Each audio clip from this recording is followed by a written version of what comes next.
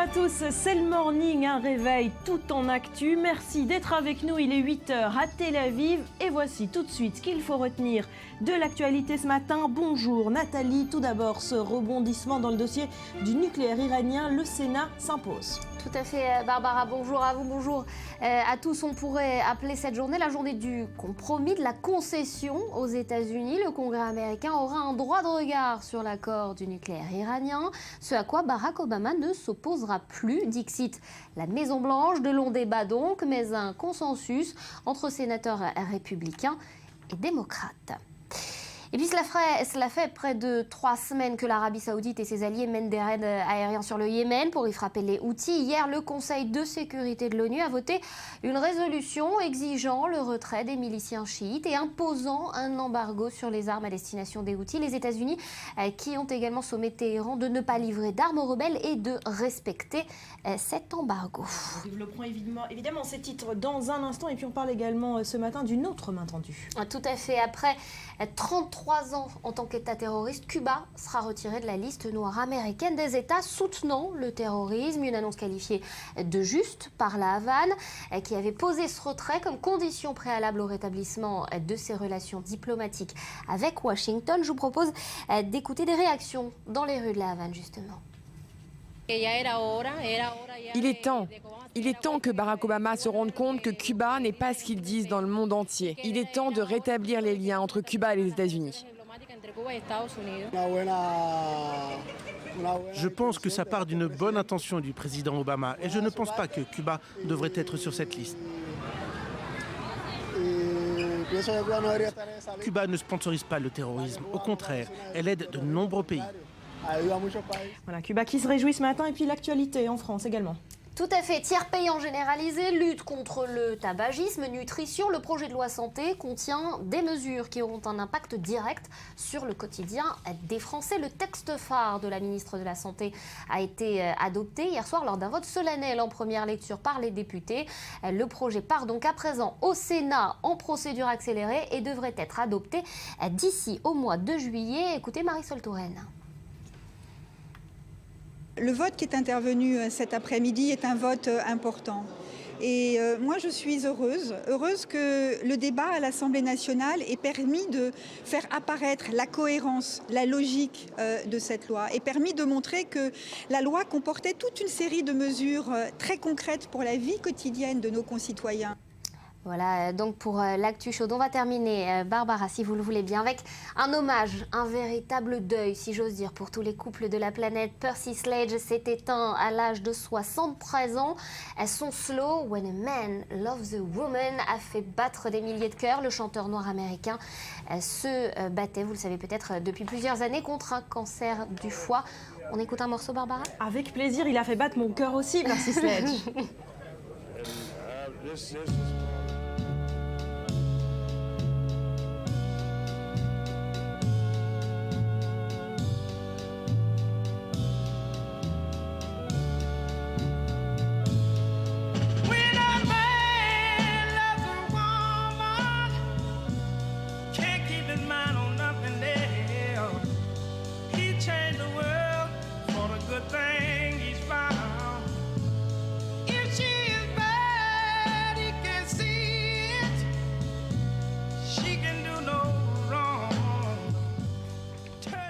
Qui n'a pas dansé sur ce slow? Merci beaucoup. Ça nous en rappelle des choses. Exactement. Merci beaucoup Nathalie. On se retrouve pour un journal complet dans moins de 30 minutes. À tout de suite.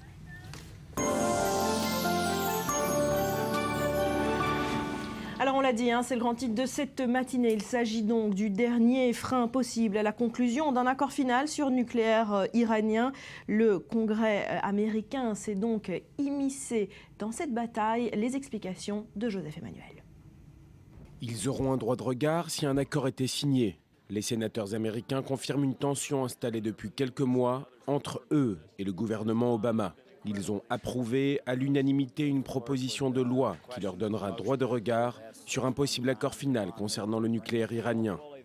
Plus que jamais, je crois que le Congrès doit jouer son rôle pour assurer que tous les détails qui doivent être mis en place le soient avant que les sanctions ne soient levées. Lever les sanctions s'ils obtiennent ce qu'ils veulent, freiner le programme nucléaire de la République islamique, que beaucoup parmi les sénateurs pensent être militaire plus que civil. Nous venons de recevoir un dossier classifié et technique de l'administration Obama, mais il n'y a rien de technique ni de classé sur la faille fondamentale de cette proposition du président. Il met l'Iran, le pire parrain du monde en termes de terrorisme d'État, sur la voie de l'obtention de l'arme nucléaire, une arme qu'ils obtiendront dans quelques mois ou quelques années. Et ce résultat est dangereux non seulement pour les États-Unis et nos alliés comme Israël, mais également pour le monde entier. Le Congrès américain parle donc de danger quand l'administration américaine ne voit pas d'autre alternative que l'accord tant voulu par Barack Obama. C'est donc sans surprise que la Maison-Blanche se montrait réticente au texte, mais elle n'a eu d'autre choix que de l'accepter et de le signer. En cas de désaccord, Barack Obama aurait une dizaine de jours pour opposer son veto au Congrès, un Congrès à majorité républicaine, qui aurait également 10 jours pour surmonter par un nouveau vote le veto du président. Bref, chacun peut bloquer son voisin dans un dossier sans solution depuis 10 ans. L'accord cadre, conclu début avril par les 5+1 et la République des Ayatollahs, devrait aboutir à un accord final, avec une date butoir, le 30 juin prochain. Maurice, comment faut-il comprendre ce vote hier au Congrès ? Il faut le comprendre comme une triple victoire. D'abord une victoire pour les Républicains. Le Congrès à majorité républicaine aura son mot à dire sur tout accord avec l'Iran signé le 30 juin. Ils n'auront cependant que 30 jours au lieu de 60 pour se prononcer sur cet accord. Si le Congrès vote contre, il n'y aura pas de levée des sanctions imposées justement par le Congrès à l'Iran. Alors c'est aussi une victoire pour Obama puisque le président américain pourra utiliser son droit de veto dans les 12 jours si effectivement le Congrès vote contre. Le Sénat bénéficiera alors d'un délai supplémentaire de 10 jours pour contrer ce veto présidentiel. Mais pour cela, Obama n'aura besoin que de tiers des sénateurs, soit 34, ce qui semble acceptable pour le président des États-Unis. Et c'est aussi une victoire pour John Kerry. Le secrétaire d'État américain pourra dire à son homologue iranien, Zarif, qu'il a encore les mains libres pour négocier puisque la décision finale reste entre les mains du président. L'accord entre républicains et démocrates ne pose plus comme condition à la levée des sanctions l'arrêt du soutien de l'Iran au groupe terroriste, retrait également de la proposition exigeant de l'Iran une reconnaissance de l'État d'Israël, 2 points exigés par le Premier ministre Netanyahou. Bonjour Yoshua Amishav, ancien diplomate israélien, merci d'être avec nous. Est-ce que l'immixtion du Congrès dans ce dossier nucléaire iranien risque encore de faire capoter cet accord ? Ça me paraît très difficile. Je crois qu'il y aura à la fin un compromis. Je ne vois pas la classe politique américaine. Et bien entendu, Maurice rappelait il y a un instant, il y a aujourd'hui une majorité républicaine au Congrès. Et bien entendu, il y a entre les républicains et le président Obama parfois plus qu'une rivalité, une dissension politique. On a vu souvent les choses glisser sur un plan très personnel, donc c'est vraiment une vraie acrimonie. Mais tout ça ayant été dit, les enjeux sont trop grands pour les États-Unis aussi, pas seulement pour nous et pour l'Iran, il ne faut pas l'oublier quand même, la troisième pointe du triangle, c'est la Maison-Blanche, qui est quand même le centre du monde libre. Les enjeux sont tellement importants que je ne vois pas, moi personnellement, une crise ouverte entre le Congrès. C'est-à-dire qu'ils vont arriver à un compromis, vous l'avez très bien expliqué, 30 jours, 10 jours, droit de veto, 12 jours, ils finiront à la fin par sortir une formule qui probablement fera grincer des dents ici à Jérusalem. Voilà, mais je pense qu'il ne faut pas se faire d'illusions là-dessus. Voilà, une formule peut-être en tout cas acceptable sur la scène intérieure américaine. Pourtant, la Maison-Blanche ne cesse de répéter que les questions de politique étrangère sont l'exclusivité du président. C'est la tradition américaine. Est-ce que cette affaire crée tout de même un précédent ? Écoutez, je ne sais pas si elle crée un précédent, parce qu'on a déjà vu dans le passé, au moment de la guerre du Vietnam en particulier, les démocrates imposaient à un président républicain une ligne qu'il ne voulait pas, avec laquelle il a dû composer. Bon, guerre du Vietnam, vous me direz, c'est Percy Sledge à peu près. Il y a beaucoup d'eau qui a coulé dans les Yukon depuis lors, mais ça reste quand même un précédent. Donc voilà, je veux dire, à mon avis, il va y avoir encore une fois une rencontre. Il y a trop d'intérêts financiers aussi. N'oublions pas quand même que les grands financiers américains, certains d'entre eux soutiennent le Parti démocrate, mais une bonne partie d'entre eux sont républicains. Il y a énormément d'enjeux économiques et financiers par rapport à l'Iran. Tout ça avec toute l'affection et le soutien qu'Israël peut remporter, et heureusement au Congrès, ne fait pas toujours le poids. Donc voilà, ils arriveront, à mon avis, à une formule, à un compromis boiteux ou moins boiteux, mais de toute façon, ici à Jérusalem, ce sera préoccupant, très préoccupant même, quel que soit le compromis auquel ils arrivent. Précisément, le Premier ministre israélien continue d'exprimer son inquiétude face à l'accord que s'apprête à signer les 6 avec l'Iran. Écoutez le Premier ministre israélien. L'Iran est encouragé par les décisions des grandes puissances. Le message que l'on envoie à l'Iran, c'est qu'il a carte blanche pour poursuivre son agression et même l'intensifier. Voilà, et de son côté, le chef de la diplomatie iranienne a annoncé officiellement que l'Iran et les 6 reprendront leurs discussions la semaine prochaine, le 21 avril. Il s'en prend dans le même temps directement à Binyamin Netanyahou et à l'État d'Israël.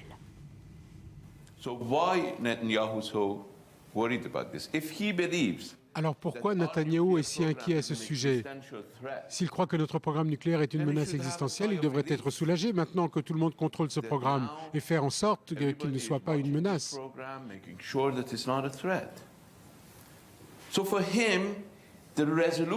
Donc pour lui, la résolution de cette crise est une menace existentielle. La paix est une menace existentielle, la tranquillité est une menace existentielle. C'est pourquoi il est tellement paniqué et je crois que personne ne devrait lui accorder de crédibilité.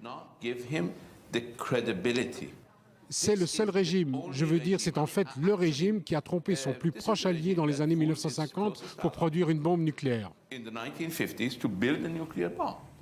Réaction d'un ancien diplomate israélien à ces déclarations de Zarif. Et il est redoutable, Zarif. Je veux dire, je ne voudrais choquer personne, mais j'aimerais bien un chef de la diplomatie israélienne qui ait son talent, qui ait cette manière extraordinaire de retourner les choses, parce que vous avez un pays qui est une centrale terroriste quand même, et qui fait la leçon maintenant à Israël de manière imperturbable et tout à fait flegmatique, pour dire que c'est nous, en fait, la grande menace sur la paix du monde, et que c'est nous qui sommes terrorisés par la menace de paix, entre guillemets, par paix de tranquillité. Donc, incontestablement, cet extrait de quelques secondes qu'on vient de voir montre, illustre à mon avis comment il a réussi autour de la table des négociations à engranger tant de points en faveur de l'Iran. Mais le fait que nous aussi, Barbara, on n'y échappera pas, et je le dirai chaque fois que je viendrai ici, le fait que nous nous soyons mis par une politique menée depuis des années dans une position d'isolement face à la communauté internationale, que nous n'ayons pas pris des initiatives qui auraient permis de constituer un front beaucoup plus large en notre faveur, ça Israël aussi... a perdu cette bataille? Non, on n'a jamais perdu. On a peut-être perdu cette bataille-là, mais disons, il y en aura d'autres, et voilà, je veux dire, il ne faut pas sombrer non plus dans le défaitisme. Mais il faut qu'on revoie quand même notre copie très sérieusement. Le passage de M. Lieberman au ministère des Affaires étrangères ces dernières années a été un désastre pour la diplomatie israélienne. Il faut espérer que maintenant, dans le nouveau gouvernement qui va être formé, ce soit un homme réellement capable de parler de manière convenable, sensée à la communauté internationale, de rétablir la confiance et de ramener vers nous nos alliés qui se sont éloignés. Il ne faut pas se le cacher. Israël espère encore peser sur l'accord final qui sera signé dans 2 mois? Je ne pense pas. Je pense que du point de vue israélien, l'affaire est déjà conclue. Maintenant, la question est-ce que le mécanisme de contrôle occidental va fonctionner? Et c'est là que l'examen va avoir lieu.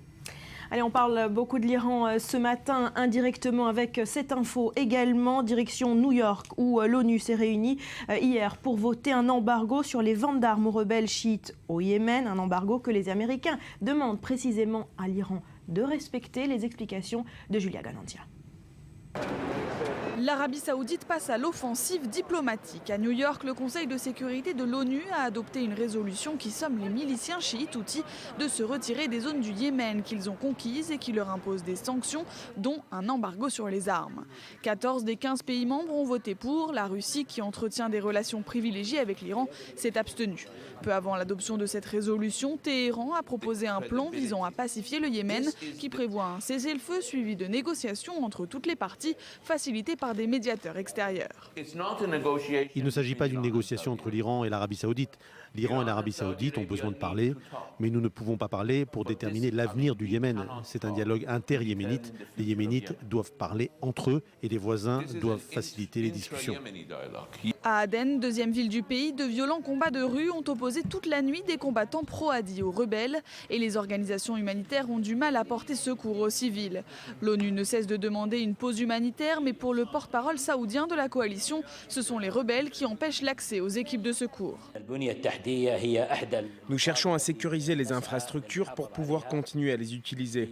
Mais la situation devient de plus en plus critique et nous ne pouvons pas laisser les milices profiter de ces installations. Elles utilisent les stades et les écoles pour stocker le matériel militaire. Nous ne pouvons pas leur donner l'occasion d'en profiter pour réorganiser leurs opérations. Aux intenses combats s'ajoutent des pénuries et un exode car la situation est devenue insupportable pour la population.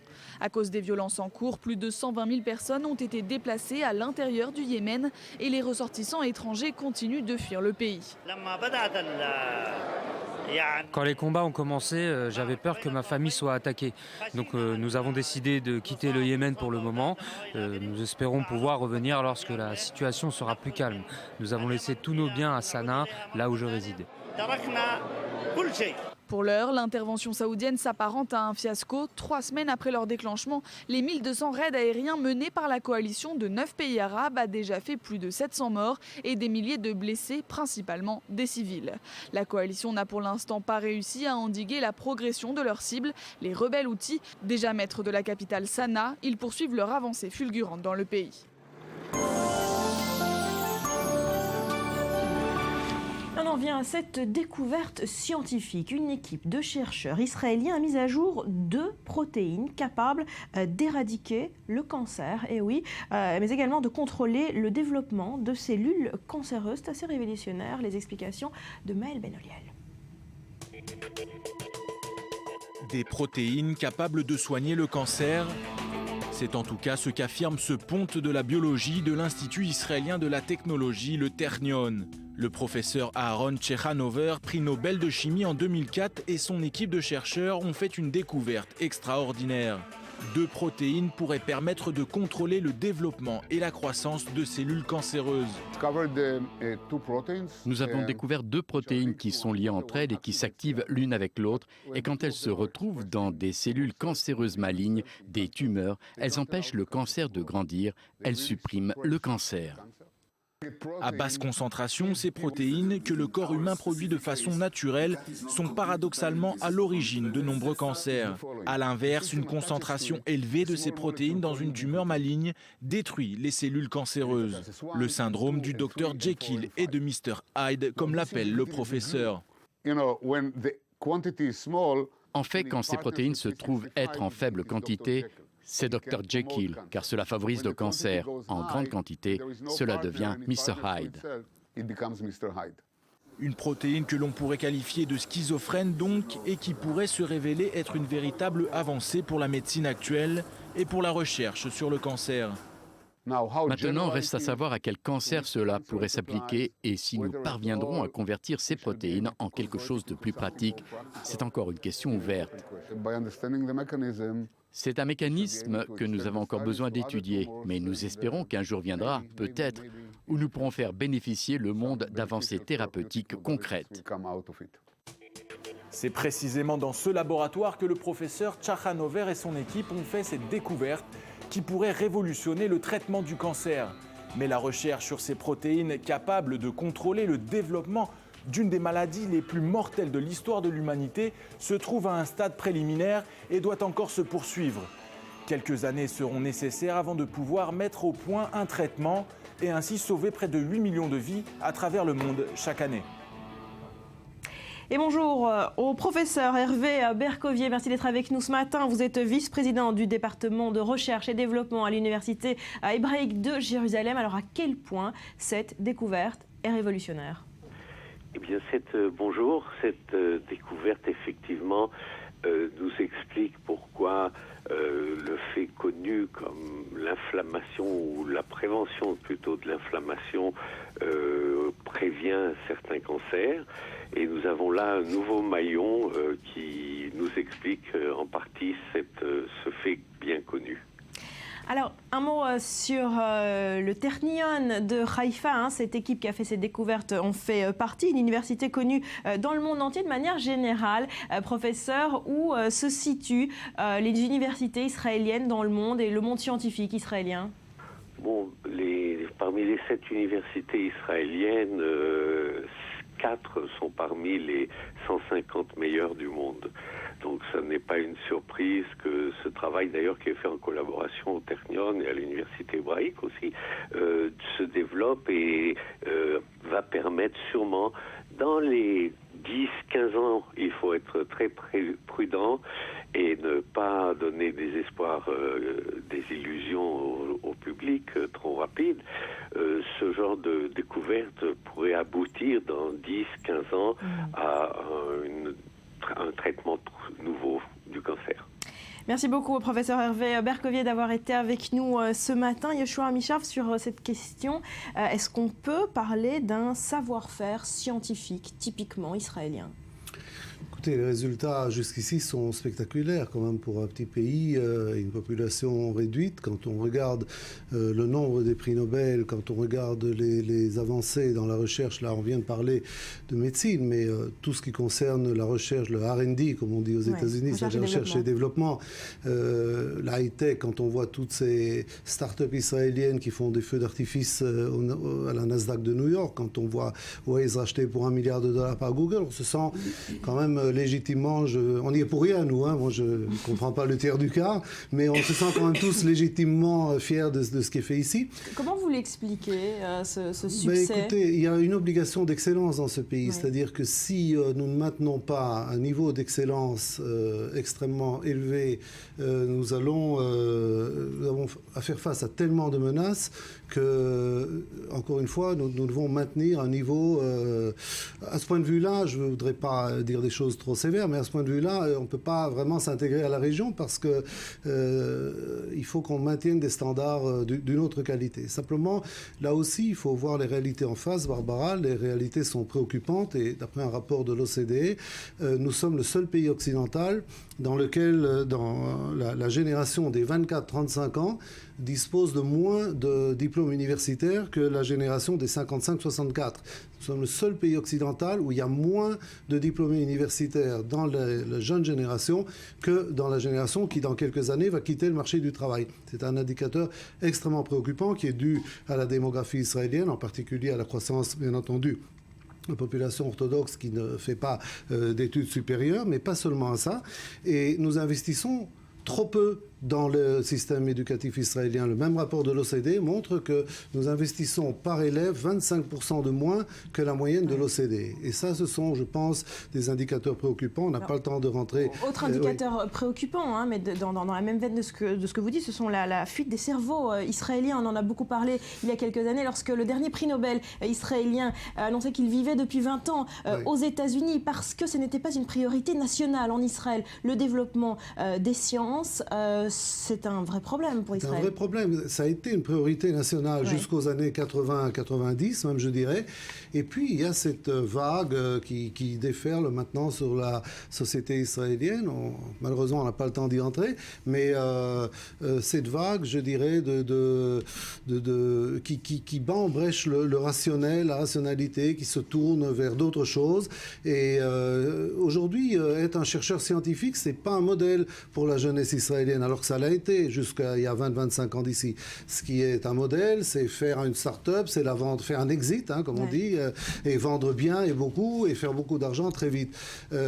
C'est très valorisant, c'est très important pour la société israélienne, parce que chaque fois qu'une start-up comme ça est vendue, c'est énormément d'argent qui rentre aussi dans les caisses de l'État d'Israël, on ne peut pas faire la fine bouche, mais sur le moyen terme, sur le long terme certainement, mais déjà je pense sur le moyen terme, ça va poser un problème. Il est temps de remettre la science, la culture, la recherche et l'enseignement au centre des préoccupations du prochain gouvernement. L'enseignement des dernières élections, c'est que le citoyen israélien n'en est pas convaincu. Il a continué à voter, on l'a vu, sur les questions de sécurité et de politique extérieure. C'est une question politique. Direction la France à présent avec cette autre préoccupation. Il s'agit de gaspillage alimentaire. Betsabé, un rapport sur cette question est paru hier. Oui, un rapport alarmant écrit à Libération et le quotidien n'est d'ailleurs pas le seul à s'être penché sur le dossier. Et pour cause, les chiffres sont tellement énormes qu'ils donnent la nausée et tous ne sont pas nouveaux. Une étude menée par la FAO en 2011, par exemple, un tiers de la production alimentaire mondiale est gaspillée chaque année. Dans l'Union européenne, près de la moitié des aliments sains sont gaspillés. Et pourtant, près de 80 millions de personnes vivent en dessous du seuil de la pauvreté. Chers téléspectateurs de la métropole, sachez que concrètement, à votre échelle en France, chacun d'entre vous jette 20 à 30 kilos de nourriture par an. 7 de ces kilos sont encore emballés. Un constat pour le moins pénible, donc, et bien sûr qu'il y a un coût. Bref, il y a urgence et c'est pour cela que Guillaume Garot, député PS de la Mayenne et accessoirement ancien ministre délégué à l'agroalimentaire, a planché 6 mois sur le sujet et tente donc de faire bouger les choses. Voilà, il propose également une série de mesures. Voilà, 36 mesures. Exemple, par exemple, le report recommande aux consommateurs d'être plus attentifs aux dates de péremption. Attendez-vous peut-être d'ailleurs à voir l'évasif et non pas moins effrayant à consommer de préférence avant le être remplacé par une mention plus explicite, meilleur avant, donc suivi de la date de péremption. Autre exemple qui vise des industriels, cette fois-ci il pourrait bien être sommé de faire des portions plus modestes, entendez, adaptées donc aux besoins du consommateur. Et puis quant à la grande distribution, eh bien gare à elle si elle continue de javeliser les denrées alimentaires. Et même les restaurateurs sont concernés. Et oui, Guillaume Garot compte bien promouvoir le doggy bag ou encore gourmet bag. Et oui, en français, doggy bag, c'est sac pour chien, c'est pas très glamour. C'est pas la même chose. D'ailleurs, à en croire les médias, eh bien, une nouvelle tendance, messieurs, dames, à la sortie des restos en France, emporter ces restes, même si à vouloir d'aucuns restent un petit peu sceptiques à l'égard de l'importation de cette pratique qui fait fureur aux États-Unis, d'ailleurs même en Israël aussi. Alors, la sauce va-t-elle prendre? C'est ce que se demande Metro News. L'enjeu est en tout cas de taille, et oui, puisque d'après les chiffres mis en avant par le gouvernement, eh bien sachez que 14% du gâchis alimentaire annuel serait généré par les restaurants, justement, avec près d'un quart de kilo par personne et par repas. Ça fait 230 grammes chacun. Vous adhérez, les doggy bags? Moi, je ne sais pas, mais ma maman m'interdisait de sortir de table avant d'avoir fini dans mon assiette, donc je n'ai pas cette culture du doggy bag. Une question quand même pour finir, Betsabé, est-ce que c'est dans l'intérêt des restaurateurs de développer ces doggy bags? Eh bien oui, figurez-vous que les restaurateurs ont tout à y gagner. Alors vous hésitez à commander le menu spécial du chef ou la tarte tatin. Pour le dessert, le doggy bag pourrait être l'argument qui vous ferait craquer. Alors j'en vois certains penser à leur balance. Et puis le doggy bag, eh bien ça donne des idées et du boulot. Et oui, une start-up Takeaway s'est ainsi développée dans une 50aine d'établissements de la région lyonnaise. Les serveurs des restaurants partenaires proposent ainsi spontanément une box à leurs clients. Voilà, box, donc peut-être un nouveau nom pour ce doggy bag à la française. Merci beaucoup, merci Yoshua Michel d'avoir été avec nous. Merci Maurice, on restera en France juste après un nouveau journal. On continuera de parler de cette loi sur le renseignement. L'Assemblée poursuit les débats aujourd'hui. D'autres pays confrontés au terrorisme depuis longtemps ont adopté des batteries de mesures beaucoup plus subversives encore. C'est le cas aux États-Unis, mais également en Israël. On en parle après un nouveau journal complet immédiatement avec Nathalie Nagar.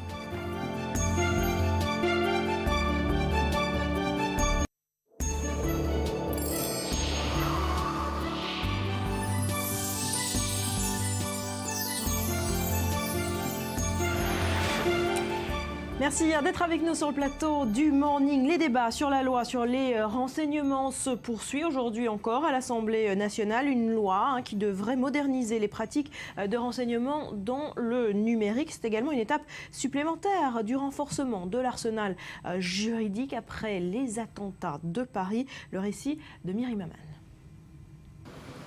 Logiciel espion, écoute téléphonique, pose de caméra ou encore accès aux données de connexion, c'est sur ce genre de technique de surveillance que le texte de loi sur le renseignement doit statuer. Les députés ont jusqu'à jeudi pour établir une loi globale censée renforcer les pouvoirs des services de renseignement, décidée dès juillet 2014 mais accélérée après les attentats parisiens de janvier. Ce projet de loi est aussi un fer de lance du gouvernement dans la lutte contre le terrorisme. La menace terroriste, ai-je besoin de le rappeler, est aujourd'hui le défi le plus redoutable, un défi auquel nous devrons faire face pendant longtemps, très longtemps. Chacun doit en prendre conscience. Il ne s'agit pas de faire peur, mais d'être lucide et de le dire aussi clairement à nos compatriotes. Mais en donnant un cadre légal à la surveillance des personnes, le gouvernement s'est attiré les foudres de plusieurs ONG, syndicats et associations. Des manifestations ont eu lieu ce lundi pour dénoncer ce qui est appelé une surveillance de masse qui dépasse les limites de la lutte contre le terrorisme. Si demain vous décidez par exemple de manifester contre l'aéroport Notre-Dame-des-Landes, contre le PR de Flamanville, ces sujets-là entrent directement dans le champ de la surveillance, notamment sur les enjeux économiques essentiels de la France. Ce n'est pas acceptable qu'au XXIe siècle, en France, on puisse surveiller des personnes pour une activité syndicale ou politique. Les points les plus contestés par les défendeurs des libertés sont le contrôle d'Internet et la possibilité d'intercepter de façon très large les téléphones portables privés. Des points qui pourraient être l'objet d'amendements à l'Assemblée. Mais cette loi, proposée par le PS et soutenue par l'ensemble de l'UMP, a toutes les chances d'être adoptée. Rudy, notre spécialiste Internet, bonjour. Cette loi, on l'a vu, on l'a dit, crée le débat sur les libertés individuelles. Oui, alors on va voir le genre d'image qui circule sur le net depuis ce week-end, depuis qu'on parle de cette loi. Il y a, on va le voir, un couple qui parle, aucun ne veut raccrocher comme dans les belles histoires d'amour. Et finalement, c'est Manuel Valls qui dit, bon, vous raccrochez tous les deux. Et cette image virale, elle n'est pas nouvelle. Il y a à peu près un an, regardez, suite au scandale de la NSA, c'était la même image, le même type de mème, comme on dit sur Internet, qui interrompait. Voilà, c'est lui qui interrompait les discussions d'amoureux. Alors le parallèle est évident. Sommes-nous devant un Patriot Act à la française? C'est ça la question. Pour rappel, le Patriot Act avait légalisé la surveillance des Américains en réaction aux attentats du 11 septembre au nom de la lutte anti-terroriste. Plus de 4 mois après les attentats de Charlie Hebdo, la loi renseignement sonne pour les internautes comme le glas des libertés individuelles, le début d'une surveillance généralisée, même si en fait cette loi ne fait que légaliser et simplifier ce qui se fait déjà. Donc en fait, on est tous déjà surveillés depuis très longtemps, mais c'était pas tout à fait légal, c'est ça? Oui, on était surveillés clairement, en tout cas on laissait des traces, mais on était surveillés en premier lieu par le monde du marketing avec notre accord total. Souvenez-vous, Barbara, quand vous êtes inscrite sur Facebook en 2006 ou en 2007, vous avez donné votre nom, votre lieu de naissance, et puis les milliers de likes que vous avez distribués depuis, ils ont tracé les traits de votre personnalité ainsi que toutes vos recherches Google. Donc on sait exactement qui vous êtes. C'est une évidence. Google, Facebook, les autres géants du net savent tout de vous, mais dans le but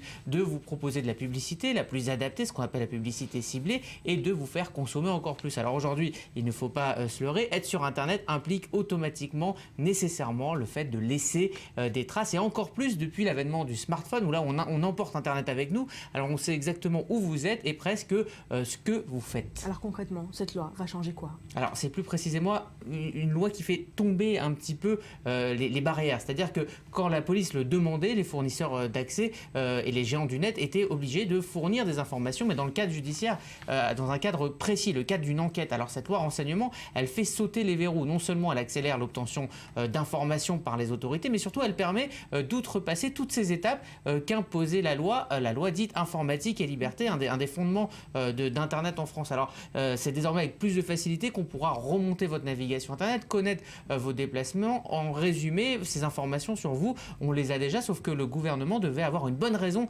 de les demander. C'est la justice qui les demandait. Désormais, votre vie numérique et votre vie tout court est observée, et cela devient totalement légal. Alors, finalement, on peut en conclure que la plupart des gens n'ont pas grand-chose à se reprocher, ni à cacher même, et que l'argument, c'est de dire que c'est une loi qui veut lutter contre le terrorisme. Alors, où est le problème? Oui, la grande majorité des Français sont d'accord, mais une loi engage l'avenir, et c'est ce que disait la journaliste Titou Lecoq dans Slate hier, dans un article très intéressant. Alors certes, on imagine mal le gouvernement Valls se mettre à une surveillance digne de la Stasi, mais dans 5 ou 10 ans, peut-être un régime plus dur pourrait prendre le pouvoir en France. Alors, il aura à sa disposition un outil formidable de contrôle de la population, c'est de faire un cadeau à un régime plus dur, et puis sans faire de la politique fiction. On a vu dans le cas des États-Unis qu'au-delà de la lutte antiterroriste, donc qui est on va dire indispensable, adoubé par tous, eh bien ce genre de loi ouvre des portes à d'autres dérives, détournement de correspondance privée, surveillance des journalistes, espionnage politique, économique, on en parlait dans le reportage. Donc en fait tout devient possible, et puis surtout le fait, c'est-à-dire d'entrer dans les ordinateurs, je le disais tout à l'heure, appartenait avant au juridique, et désormais à peu près la justice faisait 200 000 demandes de renseignements par an, et puis désormais donc ce pouvoir est donné à l'exécutif, ce qui pose un énorme problème sur la séparation des pouvoirs. Donc c'est pas pour rien que la Ligue des droits de l'homme, Amnesty International, Reporters sans frontières, le Conseil national numérique, toutes ces organisations se sont exprimées clairement contre cette loi des renseignements, bien que la majorité des Français, 63%, est pour l'annulation de certaines libertés au prix d'une meilleure sécurité. Raphaël Yerouchalmi, spécialiste du renseignement, merci d'être avec nous ce matin. Est-ce qu'il y a de quoi s'inquiéter? Est-ce que les citoyens français ont de quoi s'inquiéter? Pas du tout. Et là, les banques de données dont on parle sont des banques avec des millions et des millions de données qui sont filtrées en général par des choses très simples comme des mots-clés. Ce sont des ordinateurs qui les filtrent. C'est pas un monsieur qui est en train de vous regarder. Qu'est-ce que vous êtes en train de faire? Donc, ce sont des programmes informatiques selon certains critères qui cherchent des choses suspectes. De là, il y a encore un filtrage. Ensuite, il y a l'analyse des experts, l'interprétation. Pour que vous arriviez sur le bureau d'un agent secret ou la DST, il faut que vous ayez commis beaucoup d'impairs. Donc, il n'y a pas vraiment... Mais est-ce que cette loi n'ouvre quand même pas la voie, on l'a dit, à des dérives possibles? Une fois que ce texte est adopté, eh bien, beaucoup plus de choses seront permises sur cette surveillance des individus. Toutes les lois ouvrent la porte à des dérives. Il n'y a pas une seule loi qui ne peut pas être exploitée dans le mauvais sens. D'un autre côté, les braves gens qui manifestent aujourd'hui pour leur liberté, c'est bien, la vie privée n'a rien à voir avec la liberté. La vie privée est un mythe aujourd'hui, comme Rudy l'a expliqué, il nous l'a démontré, ça n'existe plus. À chaque fois que vous utilisez votre carte de crédit, chaque fois que vous donnez un coup de téléphone, que vous envoyez un mail. En Israël, vous avez en plus un profiling du citoyen israélien qui n'existe ailleurs, nulle part ailleurs dans le monde. C'est l'armée. On va parler d'Israël dans un instant, mais pour conclure, est-ce qu'on peut dire finalement que cette surveillance accrue, ce Big Brother, est inévitable en 2015? Oui, elle existe de toute façon depuis 1943 avec Echelon. Lorsque Echelon a été créé pendant la Seconde Guerre mondiale, toutes les bases de ce qui se passe aujourd'hui de surveillance, d'écoute, ont été posées. Elles le sont aujourd'hui par satellite, par sous-marin, dans toutes les ambassades du monde entier. Il y a des systèmes d'écoute pour écouter les copains. Je veux dire, ça existe depuis très très très longtemps. Finalement, il y a une hypocrisie mondiale par rapport à cette surveillance. Tout le monde le savait, c'est un secret de polichinelle, alors que tout le monde continue de s'insurger. Écoutez, tout le monde le savait, tout le monde s'insurge, en tout cas tout le monde, les civils s'insurgent en France, et tout le monde le savait. Pour reprendre votre question, tout à l'heure vous posiez la question à Rudy de savoir si ce n'est pas légal. Si ce n'était pas légal, ce n'était pas légalisé jusqu'à présent. C'est pas une question de légal ou pas légal. C'est une question de savoir si c'était légalisé. D'ailleurs, la majeure partie de ce texte dont on parle et dont vous parlez depuis le départ ne sera pas connue, puisque la plupart des alinéas de ce paragraphe concernant cette loi seront tenus secrets par raison de sécurité à l'intérieur du petit journal. Et pour compléter ce que disait à l'instant votre invité, c'est que automatiquement, lorsqu'on parle d'opérations, il y avait Echelon, il y avait Jaël, il y avait Fortitude. Jaël et Fortitude, ce sont les deux plus grandes opérations de l'armée française de désinformation, écouter les ennemis pour mieux frapper.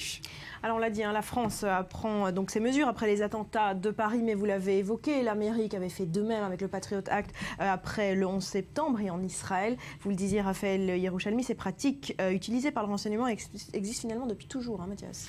Ces pratiques, tout simplement, pour être préparé, pour mieux attaquer, il faut défendre. Et pour se défendre, il faut savoir. Et pour savoir, il faut se renseigner. C'est comme ça que cela marche. Alors, quelle est la situation exactement en Israël? Quelle est la législation israélienne? Depuis 1948, tout est permis, tous les moyens sont bons. Et ce n'est pas aujourd'hui Raphaël qui va me contredire, tous les moyens sont bons pour y arriver. Pourquoi tous les moyens sont bons et qu'est-ce que cela signifie? Je vais donner des mots en vrac et des mots en hébreu pour juste néo-barbariser votre oreille.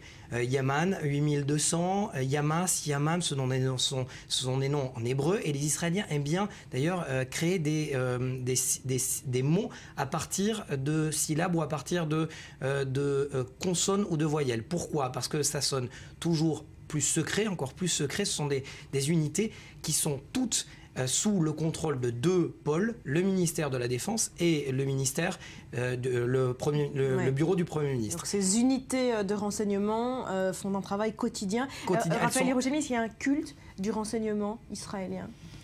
Il y a un culte et il y a aussi un petit peu une anecdote, mais qui n'est pas tout à fait fausse. c'est qui n'a pas un cousin dans le Mossad. Oui. Donc en Israël, c'est très difficile effectivement de garder les secrets. Les gens connaissent toujours, quelqu'un connaît toujours quelqu'un qui sait quelque chose. Et c'est justement la difficulté en Israël, c'est que qui n'a pas un cousin au Mossad, virgule, au bureau du Premier ministre, virgule, au ministère de la Défense, virgule, à la police, à la sécurité intérieure, et ainsi de suite, ainsi de suite, ainsi de suite. Alors concrètement, qui contrôle qui et quoi en Israël? La question est quasiment, il n'y a pas de réponse à cette question. Pourquoi?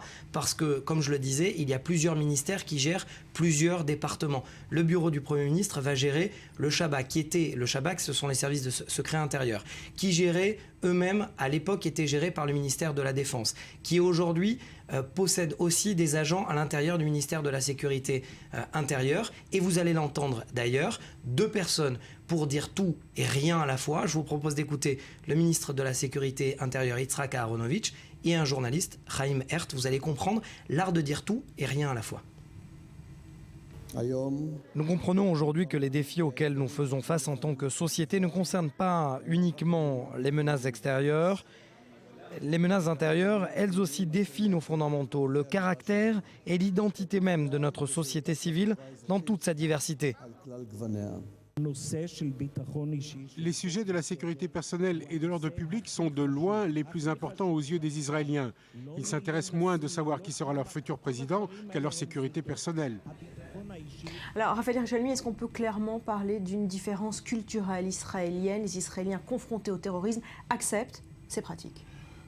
Pas tout à fait, puisque récemment, avec l'intention du gouvernement d'obliger tout le monde à avoir une carte d'identité biométrique, cela a rencontré une sérieuse opposition de la part des Israéliens qui acceptent quand même moins bien que dans le temps l'ingérence même de la sécurité dans leurs affaires personnelles. Il ne faut pas oublier que toutes ces mesures, leur efficacité est extrêmement limitée. Vous pouvez écouter des milliers de gens au téléphone, vous pouvez suivre les gens sur Internet. D'ici que vous attrapiez vraiment une information de poids. Donc, on surestime un petit peu ce que ces mesures vont actuellement faire sur le terrain. Cela dit, c'est dans la mentalité. C'est-à-dire que même sans surveillance électronique, le numéro de carte d'identité vous sert à faire tout en Israël. C'est-à-dire que vous laissez des traces, même qui ne sont pas numériques. Vous allez à la banque, vous faites quoi que ce soit, vous donnez à chaque fois votre numéro d'identité, ce qui, dans la mentalité, fait que vous acceptez d'être tracé. Et ça, c'est depuis très longtemps dans la mentalité israélienne. Voilà, alors Mathias, on parle d'une législation différente en Israël qu'en France ou aux États-Unis. Tout simplement parce que si je me trouve en Israël et que je vais utiliser des mots-clés comme ce dont parlait Raphaël à l'instant, Fatah, Hamas, État islamique et ainsi de suite, ont un algorithme. Et c'est ce mot-clé qui gère l'intégralité des services secrets ou des services de renseignement israéliens. C'est un algorithme qui fait que l'ordinateur capte des mots, analyse les mots et ensuite va en direction de la personne. Donc que ce soit des mots à consonance crapuleuse ou terroristes, ces mots sont écoutés. À la grande différence de la France et des États-Unis, lorsqu'un Israélien se trouve à l'étranger, les services secrets écoutent moins l'Israélien qui se trouve à l'étranger que ce dont parlait Rudy à l'instant. Le Patriot Act, par exemple, a permis de mettre des puces dans des ordinateurs Lenovo, pour ne pas les citer, avant qu'ils ne soient vendus, pour permettre aux Américains qui se trouvent à l'étranger d'être écoutés, ce qui ne se fait pas ou ce qui se fait moins pour Israël. Alors, est-ce qu'il y a précisément, Raphaël Yerushalmi, des motifs strictement définis pour lesquels on peut être espionné en toute légalité? Bien sûr, à partir du moment où il y a un doute, vous serez espionné. Mais ça peut être parfois par hasard et on s'aperçoit vite qu'on s'est trompé. Si vous avez fait une escale, ça peut arriver à Beyrouth, parce que dans les low cost, souvent il y a un changement d'itinéraire et vous êtes à Beyrouth. On va quand même vérifier, même si vous n'étiez qu'en transit, pourquoi vous étiez à Beyrouth. Ça aussi, c'est en Israël une pratique qui est extrêmement développée. C'est toutes les listes des vols aériens qui aujourd'hui en Europe, ça commence seulement à être unifié. En Israël, c'est développé. Je voulais juste terminer en disant les Israéliens ont un immense avantage. Ils ont un profil de chaque citoyen israélien grâce à l'armée. Par le pays. Et puis la Knesset lira la liste des noms des 6 millions de victimes. Alors le titre du Haaretz ce matin, se souvenir mais dire aussi la vérité. Oui, le journaliste d'Haaretz constate qu'en Israël, le débat public sur la détresse économique et sociale des rescapés de la Shoah est devenu un rituel. Les rescapés qui renoncent à des soins ou vivent dans la pauvreté et la solitude, écrit le journaliste. Mais il est temps de dire la vérité, contrairement à l'impression de détresse que donne la presse. Il faut admettre, écrit Haaretz, que ces dernières années, le plan d'aide lancé par les ministres des Finances et des Affaires sociales ont porté leurs fruits. Les rescapés pourront bientôt bénéficier d'une totale gratuité sur les soins et les médicaments. Voilà, et dans le Maariv, on parle également d'autres génocides, d'autres peuples. Oui, cette journée de commémoration est l'occasion pour les quotidiens israéliens de centrer leur intérêt sur d'autres massacres cette année. Et pour la première fois, des parlementaires israéliens se rendent à Erevan, en Arménie, pour participer à la commémoration du génocide arménien perpétré en 1915 par les Ottomans. Un des membres de la délégation parlementaire a expliqué à Maariv que cette participation est une obligation morale. L'État d'Israël, a-t-il dit, a été fondé par les rescapés de la Shoah et nous avons l'obligation morale de faire preuve d'empathie avec le peuple arménien, victime lui aussi d'une horrible tragédie. Le Jérusalem Post parle de la menace iranienne également. Hein. Oui, alors c'est une façon différente d'aborder cette actualité. La seconde génération, écrit le Jérusalem Post, est aussi l'objet d'une attention particulière. Le Jérusalem Post publie donc les résultats d'une enquête de l'université Bar-Ilan qui montre que les enfants des rescapés vivant en Israël sont plus anxieux que le reste de la population israélienne concernant la menace nucléaire iranienne. La seconde génération, écrit le quotidien, est non seulement préoccupée par la menace iranienne, mais elle montre aussi une plus grande vulnérabilité sur les dangers mondiaux. Voilà, et la même idée est développée plus ou moins dans le Israël Hayom, qui titre La Shoah et les ayatollahs. Oui, on va finir avec cette caricature d'Israël Hayom. On y voit un ayatollah qui lit un article sur le jour de la commémoration de la Shoah et qui dit « Quelle bêtise, je ne crois pas que cela soit arrivé ». Le deuxième ayatollah lit le journal sur l'accord sur le nucléaire iranien avec cette remarque « Moi, j'espère que cela aura lieu ». Voilà, qui est dit. Merci beaucoup. Maurice, nous sommes en ligne avec l'historien Simon Epstein, spécialiste de la Shoah et de l'antisémitisme, professeur à l'université hébraïque de Jérusalem. Bonjour, merci d'être avec nous. Alors Israël marque cette journée de la Shoah cette année dans un contexte particulier où l'Europe est de nouveau frappée de plein fouet par l'antisémitisme. Alors certains comparent le climat en France notamment à celui des années 30. Vous en pensez quoi ? Écoutez, il faut se méfier des comparaisons. Il est vrai que l'antisémitisme aujourd'hui est un antisémitisme d'un niveau assez élevé. Nous ne sommes pas dans la situation des années 30. Ce qui faisait la situation, ce qui rendait la situation des années 30 dramatique, c'est que les Juifs qui voulaient quitter l'Europe ne pouvaient pas quitter l'Europe. Les Juifs étaient très actifs, ils ont combattu l'antisémitisme, contrairement à ce qu'on pense, mais ils ne pouvaient pas quitter l'Europe parce que le monde était fermé. Les États-Unis étaient fermés, le Canada était fermé, la Palestine était fermée, en dehors de quelques années où elle était ouverte. C'est ça qui rendait la situation des années 30 dramatique. Cette question a été réglée par l'existence de l'État d'Israël. Vous voyez, donc il y a un endroit où les Juifs peuvent aller si la situation devient beaucoup plus grave qu'elle n'est aujourd'hui. Donc, il faut éviter les comparaisons de ce genre. Alors, vous vous êtes plongé sur cette question des années 30, notamment pour comprendre à quel point les communautés juives européennes ont pris l'ampleur de ce qui était en train de se passer. Est-ce que les Juifs ont compris trop tard ce qui les attendait ? Non, justement pas. Et ça, c'est une grave erreur dans notre perception du passé.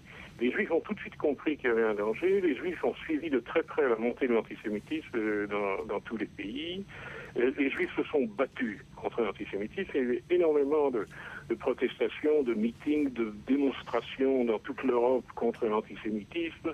Dans chaque pays, il y avait une structure juive de combat contre l'antisémitisme, y compris une structure juive de combat physique contre l'antisémitisme.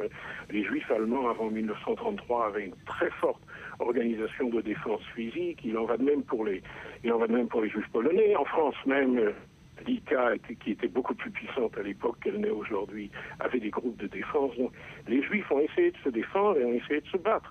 Et le problème de fond était que, premièrement, ils ne pouvaient pas quitter l'Europe parce que les pays étaient fermés à l'immigration juive.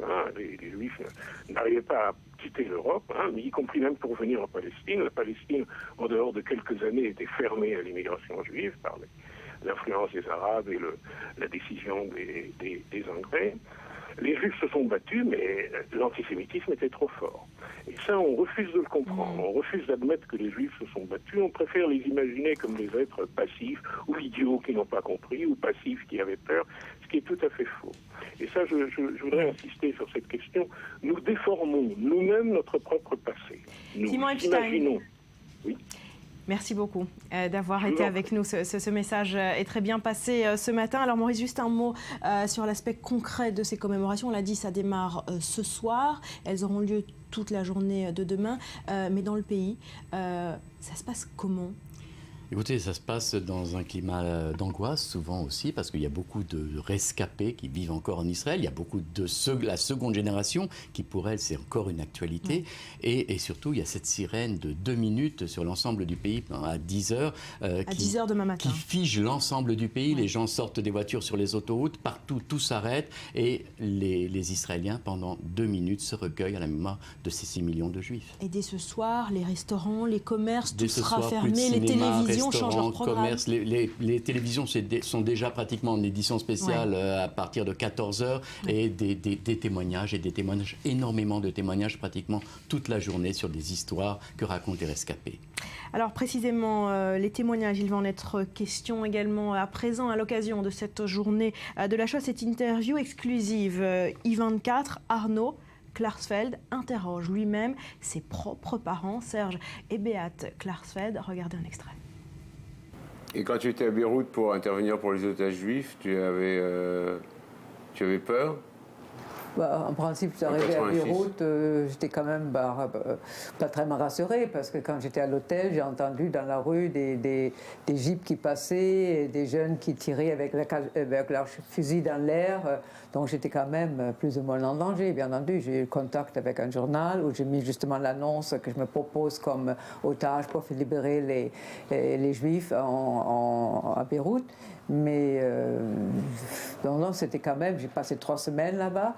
Et je sortais pas trop toute seule dans la rue parce que c'était quand même connu que j'étais là et c'était facile de me 3 semaines. Et Serge, tu as passé combien de temps ? Pardon ? Tu es resté combien de temps, toi ? Moi, je suis resté 3 jours ou 4 jours.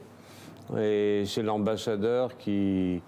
à la suite d'ailleurs d'une intervention de Roland Dumas, c'est l'ambassadeur qui m'a sauvé en me téléphonant le matin, en disant vous ne passerez pas la journée, et il m'a envoyé 2 voitures de gendarmes, 2 voitures blindées qui m'ont ramené dans le secteur chrétien parce que j'ai tenu à aller dans le secteur musulman et à dire publiquement que ceux qui avaient tué les otages juifs se conduisaient comme des nazis. Probablement, je ne serais pas resté vivant. En tout cas, j'ai été accueilli par l'attaché militaire et quelques semaines après, il a été assassiné par une bombe dans le parking. Voilà, c'est une interview que vous pouvez retrouver dans son intégralité aujourd'hui dans le Culture Mag avec Valérie Abécassis, 16h10.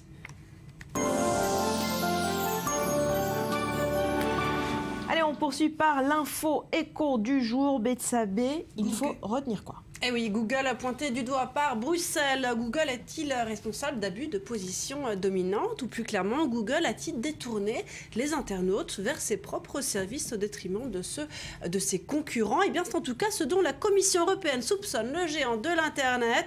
Alors, sur quoi ces soupçons sont-ils fondés ? 5 ans d'investigation des services antitrust de l'Union européenne, soit la plus grosse enquête réalisée par la Commission depuis celle qu'il a opposée à Microsoft. Et concrètement, il va se passer quoi ? Alors l'Europe s'apprête à mettre en cause formellement le géant américain. La décision a été prise hier. Aujourd'hui, la Commission devrait transmettre ses griefs à Google, qui aurait alors 10 semaines pour répondre.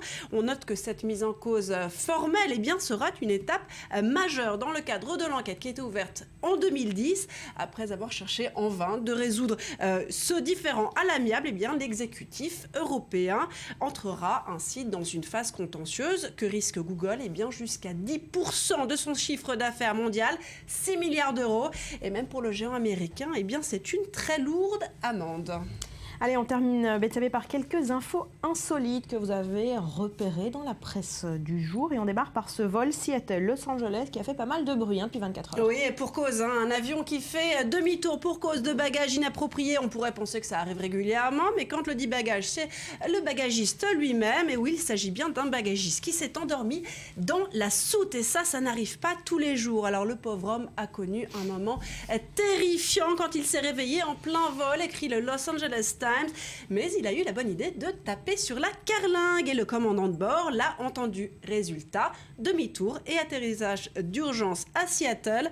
En tout, le bagagiste, dont l'identité n'a pas été révélée, a volé 14 minutes dans la soute, pressurisée et où, je vous rassure, la température est contrôlée. Plus de peur que de mal, donc. Cauchemar, quand même.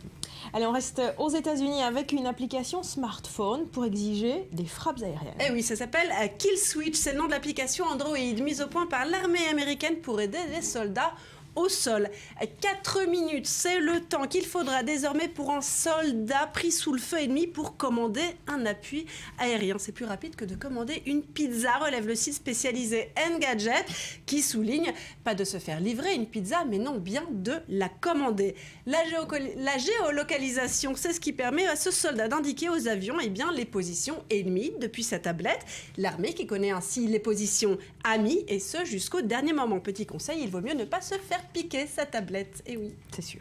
Allez, direction le Moyen-Orient, on parle d'échecs et de tricherie. Oui, ça s'est passé à l'Open Chess Tournament de Dubaï, aux Émirats Arabes Unis. Nigalidze, grand maître georgien, accessoirement double champion national, s'est rendu un petit peu trop souvent aux toilettes à intervalles réguliers et pour des durées de 10 minutes, voire plus.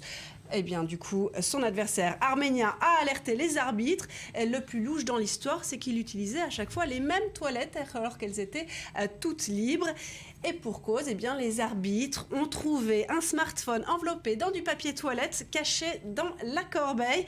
Un cas qui semble compliqué à défendre puisque Nigalidze a nié que le téléphone lui appartenait, mais il était connecté à sa page Facebook et une application d'échecs était en train de tourner.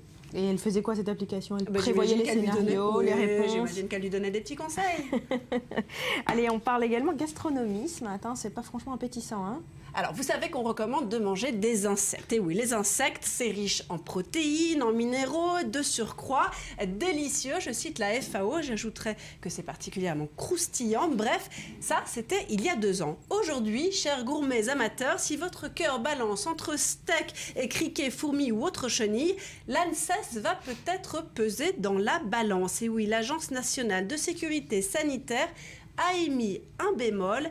Allergique, prenez garde, il existe des substances allergènes communes ou très proches entre les 10 insectes et les crustacés et les mollusques qui sont, eux, connus pour être des allergènes et donc provoquer des allergies. Sans compter un autre avertissement, que les consommateurs d'insectes peuvent aussi être contaminés par des parasites, des bactéries, des champignons. Bon appétit.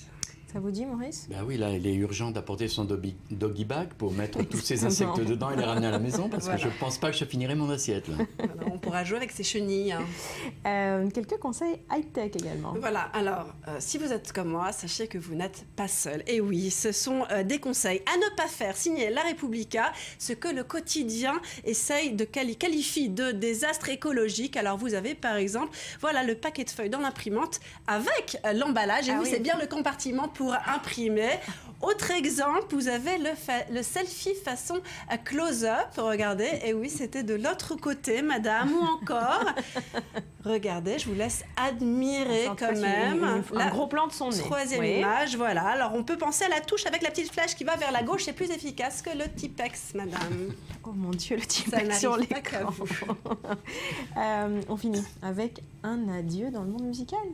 Alors, je ne sais pas si on a l'image, mais normalement, oui, vous pouvez dire adieu aujourd'hui. Je pense qu'on s'est tous enlacés, on a tous dansé, on s'est tous embrassés dessus. Percy Sledge, on dit au revoir Percy Sledge, je ne sais pas si on a la musique. When a man loves a woman. Merci beaucoup, Betsabe. Merci, Maurice. À suivre du football. Le PSG joue ce soir contre le FC Barcelone, mais ce sera sans Zlatan Ibrahimovic. Une suspension qui a déclenché une guerre ouverte entre Canal+ et le PSG. Le PSG qui n'a pas dit son dernier mot, ce sera juste après un nouveau journal complet dans 2 petites minutes avec Nathalie Nagar.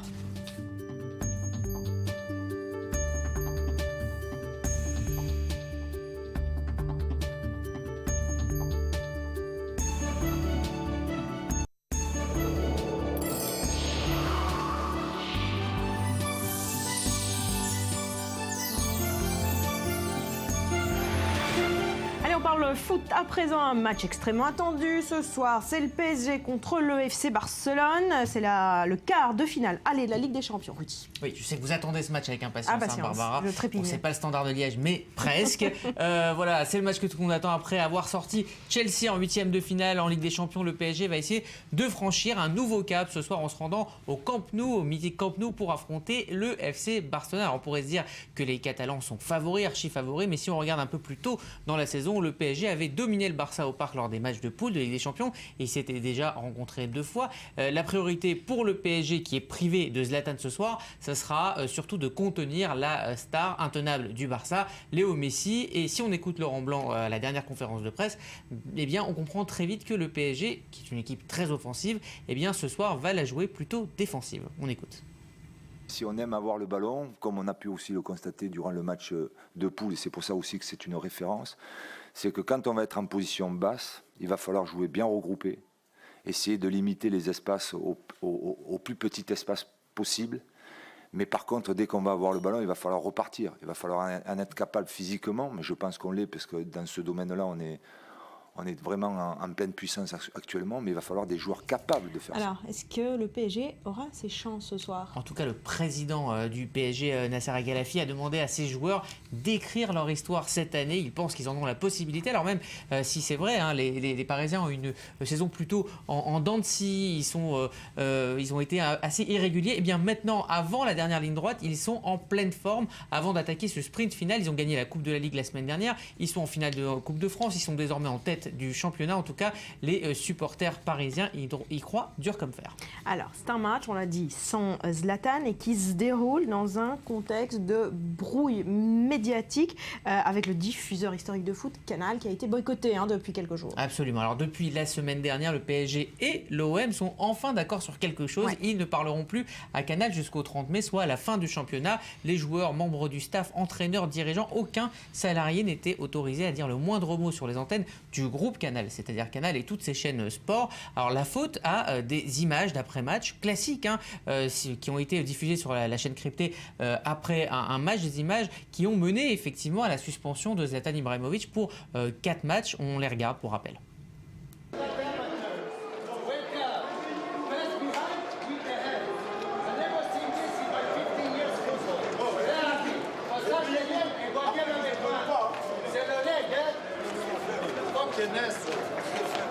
Play 15 years, never seen referee in this shit country. Don't even deserve PSG should be in this country. Alors Zlatan s'en prend violemment aux arbitres, c'est Canal qui diffuse ces images et il est donc suspendu. Suspendu pour 4 matchs, la vidéo avait fait une énorme polémique et également, alors quelques jours après, le joueur de l'OM, Dimitri Payet, lui aussi a parlé avec l'arbitre et les images ont été filmées, il a parlé avec des termes très durs et lui aussi a pris 2 matchs de suspension. Donc la Ligue a dit que finalement, si ces images n'avaient pas été diffusées sur Canal+, il n'aurait pas pris de mesures disciplinaires et les joueurs n'auraient pas été sanctionnés. Alors voilà ce que donne le boycott. En réalité, les joueurs du PSG et les entraîneurs ne peuvent pas répondre et ça a donné une scène spectaculaire. C'était juste après la finale de la Coupe de la Ligue. Un journaliste de Canal+ pose une question à Laurent Blanc et voilà ce que ça donne. Laurent ? Oui. Bonsoir. Sur votre droite, un peu plus haut. Oui. Simon Dutin pour iTélé et Canal+. Je voulais savoir si vous avez l'impression que votre équipe est... Chef. Désolé, mais on n'accepte pas les questions des chaînes du groupe Canal+. Question suivante, s'il vous plaît. Ambiance.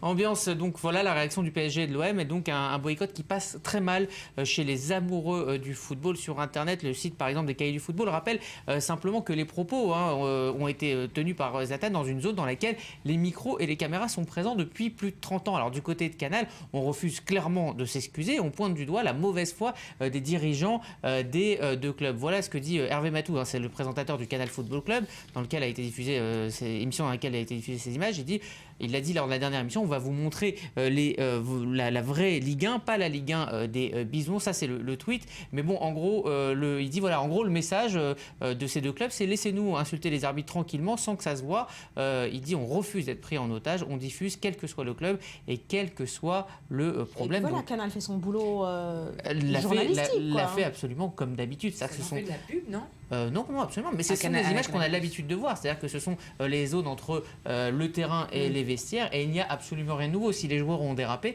ça reste leur responsabilité. Alors, depuis quand même un dernier rebondissement, les joueurs et l'entraîneur sont dans l'obligation légale, contractuelle, de répondre aux questions de Canal+. Et hier, oui, les choses se calment. Laurent Blanc s'est quand même exprimé. Ouais, mais il y a quelque chose quand même qu'il faut dire, c'est que la question que se posent tous les fans de foot, c'est est-ce qu'on aurait eu la même polémique avec les mêmes réactions si les images avaient été diffusées sur l'autre diffuseur de la Ligue 1, beIN Sport. Parce que beIN Sport, c'est la chaîne concurrente de Canal+, qui est rentrée dans le marché il y a de cela 3-4 ans, et c'est également le propriétaire du PSG, donc ils ne se seraient pas forcément boycottés eux-mêmes. Donc cette brouille, elle n'aurait jamais eu lieu 5 ans auparavant, car Canal à l'époque était le seul pourvoyeur d'argent du foot français. Alors avec cette polémique, certains se demandent si finalement beIN Sport et le PSG ne tenteraient pas d'affaiblir son concurrent direct, Canal+. Les deux groupes se livrent une guerre sans merci pour l'obtention des droits. Chaque 2-3 ans, ils sont renégociés.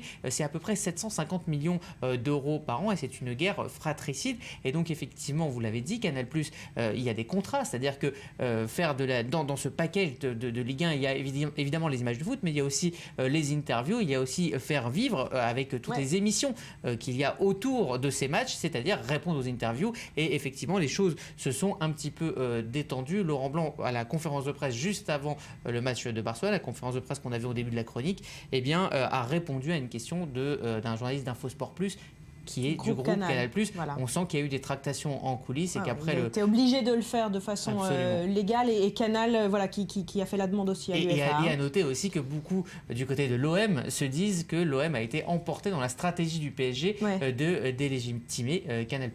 En tout cas, le match, parce qu'il faut quand même rappeler qu'on parle de foot. Le match, c'est ce soir, PSG-Barcelone. Merci beaucoup. Rudy, on ouvre une page culturelle. À présent, on va parler, Laetitia, dans un instant, des sorties ciné de la semaine, mais avant cela, une expo. Elle se tient à Paris, c'est une expo hommage dédiée à Édith Piaf. La môme aurait eu 100 ans. Le récit de Sandy Fortis. Non, rien de rien. Édith Piaf, c'est pour beaucoup la femme en noir, les chansons tristes et la France en guerre. Mais la môme, elle aussi, voyait... Ce qu'on a trouvé, c'est des lettres parfois très drôles, comme de Pierre Brasseur ou de Michel Simon, et qui nous ont mis sur la piste de quelque chose de très intéressant, c'est que Piaf, contrairement à ce qu'on croit quand on entend les chansons, surtout les chansons de la fin de sa vie, était quelqu'un de très drôle, qui aimait rire, qui aimait faire la fête. Ça, c'est peut-être une des choses qu'on a découvertes dans le fond. Comme ce côté jovial, ce sont de nombreux autres secrets de la vie d'Édith Piaf que le public peut découvrir à la Bibliothèque nationale de France. Une grande rétrospective y est consacrée à cette icône de la chanson française en l'honneur de ce qui aurait été son 100e anniversaire. Photos, paroles de chansons, lettres, affiches, documents audiovisuels, objets divers, plus de 400 pièces sont exposées.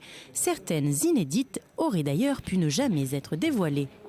Pièce maîtresse de cette exposition, sa fameuse petite robe noire évidemment. La petite robe noire, c'est vraiment l'emblème d'Édith Piaf, sa figure, c'est celle qui est attachée à toute sa carrière et c'est le cadre finalement qu'elle donne à sa voix, à son visage, à ses mains, un cadre neutre, très simple, qui lui permet de valoriser complètement ce qu'elle va chanter. Donc c'est essentiel dans son personnage et dans sa vie d'artiste. Une vie qu'elle a consacrée à la chanson, à ses amants et à son pays. Elle est née d'une famille de gens de cirque, mais qui étaient très pauvres. Donc en ça, elle est populaire. Et puis, progressivement, elle s'est construite aussi une image de bleu, blanc, rouge, en quelque sorte, patriote. Elle a chanté pour les Français prisonniers en Allemagne pendant la guerre. Vous êtes une grande artiste. Emblème du peuple, la vie de la chanteuse des rues devenue star internationale fait partie de l'histoire de la France. Piaf, l'expo hommage pour découvrir ou redécouvrir la môme jusqu'au 23 août.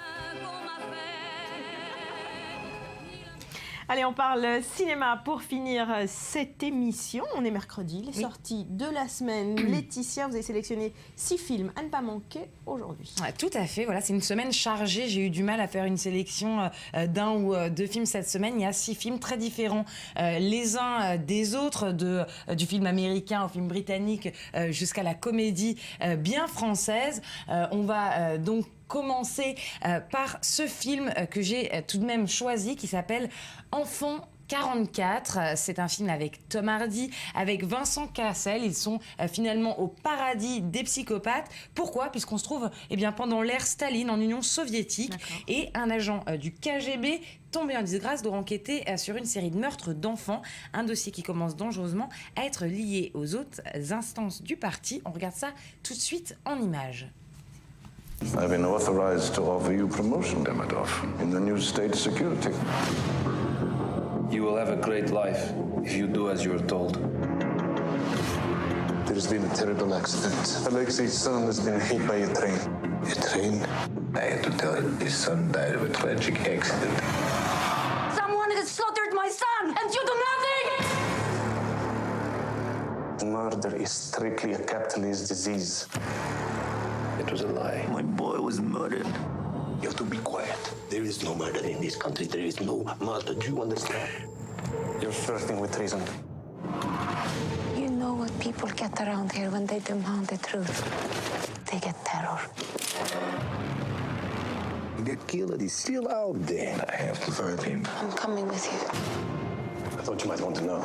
There's been another one. I need your help. Why are these children so important? This animal, he will not stop killing. How are you gonna bring him to justice? Just the two of you? Somebody has to. Another child could die any moment. I will stop him.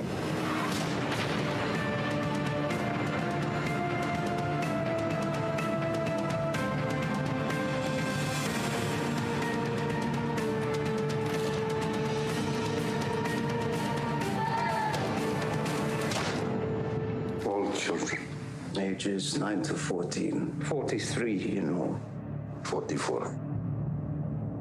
My friend's son was murdered too.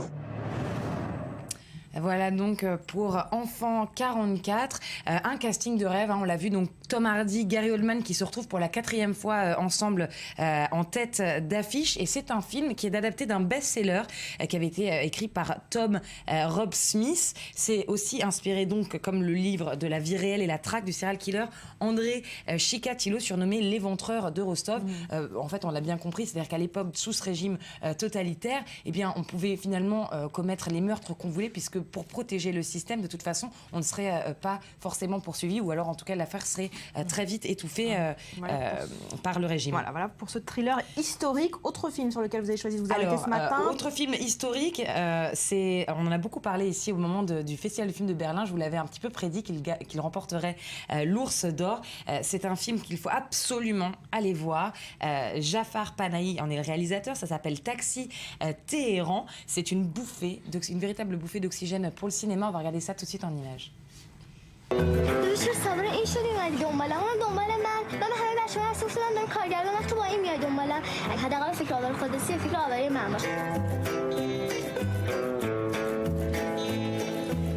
اگه تندتر بریم حتما میرسیم انشالله میرسیم